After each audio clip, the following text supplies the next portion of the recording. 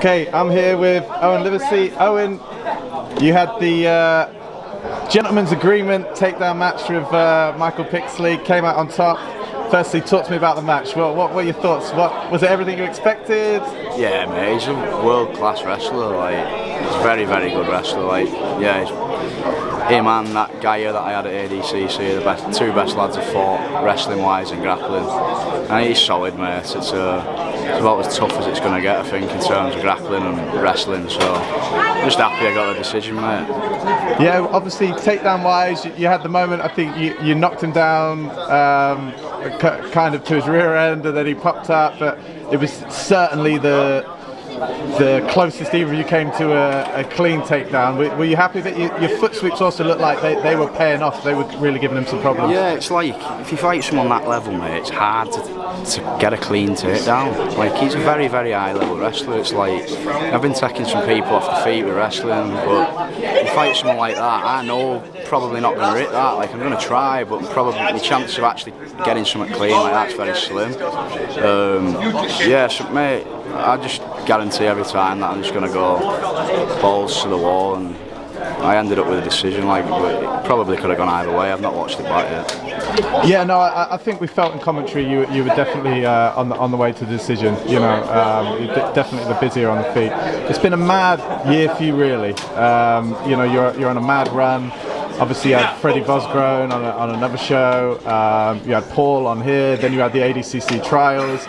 What's this year been like? What's the high points for you? What's the journey been like? Yeah, like you said though, it's just been a mad year, man. It's like I'm running my own gym, which is my priority.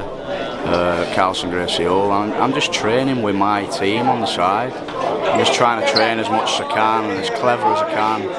We're getting people in to help us, we're cross-training, and I'm just getting out there as much as I can. And like you said yourself, it's been a crazy year, and yeah, I seem to keep winning at the moment. Obviously, apart from the final the other week, which I'm gutted about, but mate, I'm just enjoying it. It's like I'm not putting any pressure on myself at all. The harder the matches, the more I want them. I've got no fear of losing. I'm not scared of taking a risk, which is probably why I'm having a bit of a winning streak at the moment. You mentioned last week at the trials, obviously you had a great run.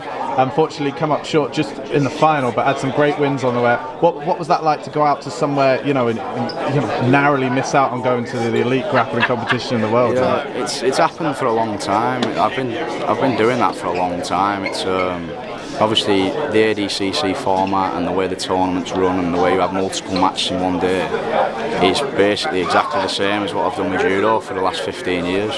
So in terms of a competition and getting used to having multiple matches in a day, that was completely normal for me. I actually went out there learning the rules on the job, which is a bit ridiculous. I was genuinely learning the rules as I was going along, because as I say, I've just been going into all these tournaments and just as a challenge and putting no pressure on the result, but it was a very, very, very physical day. It's a very long day as well. It took me about a week to recover from that, to be fair. Obviously you spoke about, everybody knows how decorated your judo career was. What's the plan when you're coming over always to take grappling to this stage, or was there a moment in time where you thought, I'm really going to give a run at this? Is that still happening now? Honestly, mate, it sounds bad, but I'm not actually bothered. And that sounds horrendous because I'm on shows like this, and I love these shows, and I appreciate everyone bringing me on these shows. My goal since I was a kid was to go to the Olympic Games, which I failed just at the very end, which was heartbreaking. So when I opened my own gym, it was just a case of putting everything into the other people and changing things for other people and giving them a chance, which is still my priority. But now we've developed a good team. I love training, so I'm just training with my own team and doing what I'm making them doing and trying to lead by example. And I don't have phenomenal jiu-jitsu. I have nothing fancy. And this is what I'm passing on. I'm just trying to show my team that with good basics they can compete at a very good level. So, and I've heard you talk about this a few times, and almost kind of feel like at this point now, it's like almost like you're doing yourself a disservice now, right? Because how many names are we going to beat before you start to say, hang on, I can make a run at this now? Because you're that close to elite competition. You've took out another guy, obviously Michael Pixley, who's from Pedigos, who has had some fantastic world results. Is this not changing your goals when you look forward and think, you know, you must be thinking now, I can do a run on this? Yeah, like I fully believe in myself. It's like when I'm saying things like I'm not bothered, I believe in myself. It's just that I was in such a pressure environment when I was trying to get to an Olympic Games that mentally nothing compares to that for me. So, but now it's definitely working to my favour. It's like sometimes I've wanted something so much that I've underperformed because I've wanted to get the win so much. When I'm out there, I really want to win, and I know I've put the work in. I'm turning up in good condition to put everything I've got on the line. But at the end of the day, if I came out with a loss, it wouldn't be as heartbreaking as ones that I've had in the past. So, but like I said before, I think that's working to my favour, and being able to fight with no pressure and take risks that I normally wouldn't take. At the moment, it's helping me, and it's like my attitude with grappling at the moment. It's just that it's all to gain. It's put everything into my gym, stay in good condition, and jump on any chances that I get. And the bigger the names, the better. So what would you say is the difference when you're coming over from judo now? Is it the lack of pressure that you built up, obviously from a youngster all the way through? Is it just having that pressure off your shoulders, really? Yeah, mate. Like I've not done everything, I know, so I can't say everything. But I've not witnessed anything as tough as an Olympic cycle in judo. It's like you're competing every 2 weeks. You're making weight every 2 weeks. You're competing for points on a world ranking list. So every single match matters, and that's like for 2.5 to 3 years, which is a very, very long time to be like losing sleep over who you're fighting, studying an opponent for next week when you've got a match this week.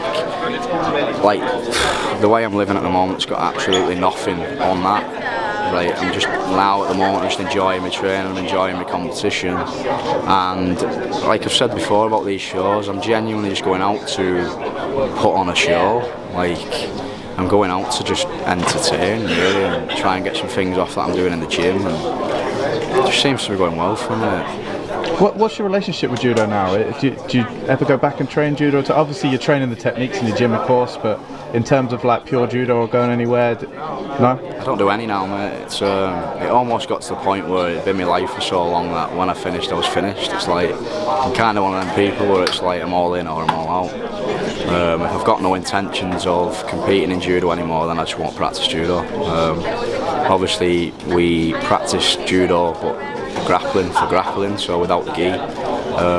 If some of the lads that are competing gi in my gym want some help on the judo side, and I'll throw the gi on to help them lads, but as far as judo is concerned, I genuinely do zero judo anymore. So coming over now, you mentioned the gym, and that's kind of your priority, it's your business, right? I know you've got a young, is it young son you've got at home? You got a new young baby at home, so the gym's your priority. What's that been like? You know, opening your own place, getting teach. I've seen some mad class numbers. You've done a really good job there. Like, how's that been for you? I love it, mate. It's like I've always said, like I've got no qualifications or anything. It's like I left home at 15 to do judo full time.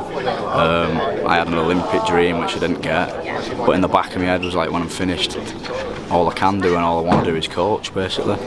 I never thought the gym, and I actually never visioned having a gym as good as the one I've got now. Like I've told a few people in the past, we opened the gym running 2 classes a week, and they were both for sparring classes, and it was just for a bit of fun on top of me being a wrestling coach for a rugby team. The gym completely took off, and now it's full time, so now I'm genuinely living the life that I've dreamt of living, really. I've not got a bad word to say or a complaint to give about the way I'm living at the moment. I'm just teaching and training every morning, teaching and training every night with a great bunch of people, and I think from me enjoying it, that energy's being passed around the gym, and we're building something special. Awesome, congratulations today, brilliant win. Thanks, mate, thanks a lot.